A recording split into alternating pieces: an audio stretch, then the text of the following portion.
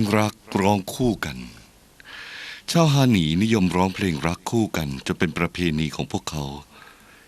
นี่คือกิจกรรมที่เปิดเผยสำหรับหนุ่มสาวเพลงรักแสดงออกถึงความรักร้องต่อหน้าชายหญิงบางคนร้องอยู่บนภูเขาบางกลุ่มร้องในยามค่ำคืน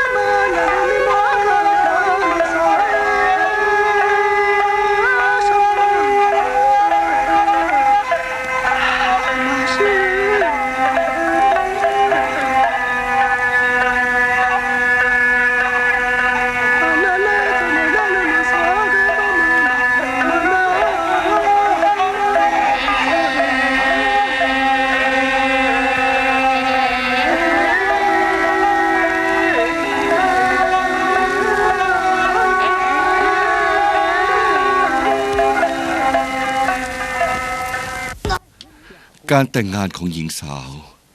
ชาวฮาหนีโดยเฉพาะสาวเวลาแต่งงานขอเพียงทั้งสองฝ่ายมีความรักต่อกันแต่ฝ่ายสาวต้องพยายามทำเป็นปฏิเสธไม่อยากแต่งงานจนให้พี่ชายของฝ่ายสาวนั้นนำฝ่ายสาวไปบ้านเจ้าเบ่าว